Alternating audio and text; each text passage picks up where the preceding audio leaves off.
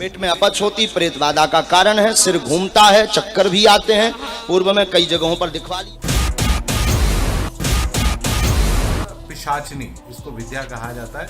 ये पिशाच आने वाला जो भी व्यक्ति आता है उसका नाम बता देता है, पता बता देता है, पिता का नाम बता देता है, माता का नाम, भाई बहन, आप क्या करते हैं, क्या खाते हैं, कैसे सोते हैं, ये बता देगा। कुछ मंत्र होते हैं, अघोर साधना के मंत्र होते हैं, जिन मंत्रों को आप जपना प्रारंभ करिए तो वो पिशाच आने वाले 11 दिनों के अंदर आपके सम्मुख प्रकट हो जाएगा। तरह तरह से आपको कष्ट देगा। आप यदि कष्ट सह सकते हैं, आप चाहते हैं कि हम जीवन में वो हमारे साथ रहे, तो आप उन कष्टों को थोड़ा सा सहन करिए। 1 से सवा महीने की ये विद्या होती है। यदि वो पिशाच पुरुष है तो पुरुष रूपी बहुत सारी चीज़ों की वो डिमांड करता है। यदि वो शराब पीता होगा तो शराब भी आपको पिलवाएगा। तरह तरह के जो ऐसे कृत्य हैं जिनको सार्वजनिक रूप से नहीं किया जा सकता, तो वो पिशाच मनुष्य के रूप में आपसे वो कराता है। यदि वो महिला पिशाच आ गई तो वो तरह तरह की क्रियाएं आपसे कराएगी। बहुत सारे भोग जिनको हम नहीं कह सकते, वो उस तरीके के भोग वो कराती हैं। पिशाचनी विद्या भविष्य नहीं बताती, ना ही वो आपको ये बता सकते हैं कि आपकी समस्या का समाधान क्या है, नहीं बता पाएंगे। कर्ण पिशाचनी, जिसमें वो पिशाच कान में बैठकर आपको बताता रहता है कि बस आपके साथ पहले ये हुआ है। आप इनसे पूछिए कि क्या वो भविष्य बदल सकते हैं?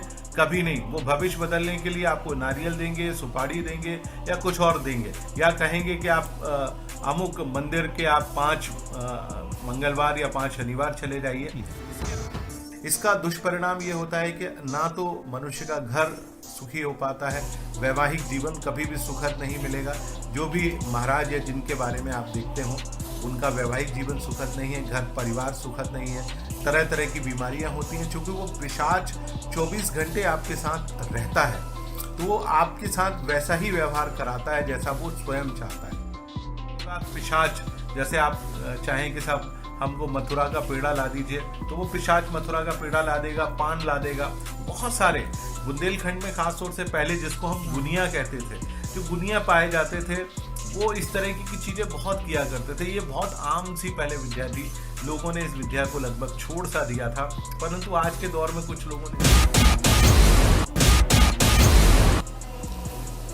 जो बागेश्वर धाम है, जो बागेश्वर आश्रम सेवा सरकार के नाम से जी सब लोग सुनते जानते हैं सोशल मीडिया के माध्यम से। जी, आप उनके कौन हैं?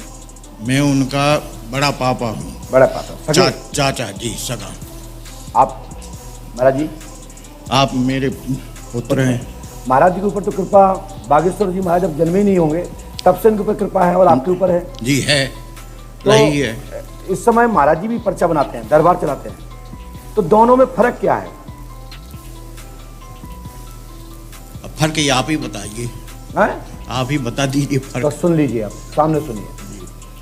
हमें लिखा है बागेश्वर में ब्रह्म राक्षस पिचास योनि में काशी में मरे सेतु लाल जी महाराज, जिनको ब्रह्म सन्यासी बाबा कहा गया है। सत्य है, जो काशी में जिसकी मृत्यु होती है वह कभी प्रेत नहीं बनता और उसका कभी जन्म नहीं होता। जी बिल्कुल नहीं, और तत्काल मोक्ष हो जाता है। सत्य काश्याम मरणम मुक्ति। हाँ, बोलिए आप दादाजी। काश्याम मरणम मुक्ति, काशी मरत मुक्ति हेतु उपदेश हुए रामचरितमानस। वाह, बहुत बढ़िया। जो काशी में जिसकी मृत्यु होती है वो कभी जन्म नहीं लेता, और काशी में जो मृत्यु होती है परमात्मा में डायरेक्ट रास्ता रहता है, वो कभी भूत नहीं बनता। तो सन्यासी बाबा हैं कहां? सेतु महाराज जी को उस रूप में प्रोजेक्ट किया गया है, और उनकी जो दूसरी आत्मा को, सक्षम आत्मा को, जो एक छोटे सी दुनिया में रहते हैं, 7 तल हैं। तल, तलातल आती, सातल, महातल, पाताल, ऐसे ही 7 ऊपर हैं। जी, भूर भुआ लोग स्वा महाजना तप सत्य। क्या बात है। इनमें एक जो मंडल है उसमें मोक्ष हो जाने पर सूक्ष्म आत्मा रहती है। जब किसी पुण्य आत्मा के यहाँ, किसी के यहाँ भेजा जाता है, तब वह आत्मा जाती है। वह सेतु महाराज को अटेंडम तांत्रिक विधि से सेतु महाराज को धीरेन्द्र कुमार शास्त्री द्वारा सिद्ध करके 50 रूप में ब्रह्म राक्षस के रूप में वहां बैठा रहा, जिसका साइड इफेक्ट आपको है। जी बिल्कुल सत्य बात। आपके घर में जो सिद्ध हैं, जो प्राचीन हैं, जो कृपा कर रहे हैं, वो ब्रह्म परीत हैं, जिसको ब्रह्म कहते हैं, वो तुम्हारे सेतु महाराज पे कृपा थी। बिल्कुल थी। वो ही दरबार इनके द्वारा चलवाते हैं जी।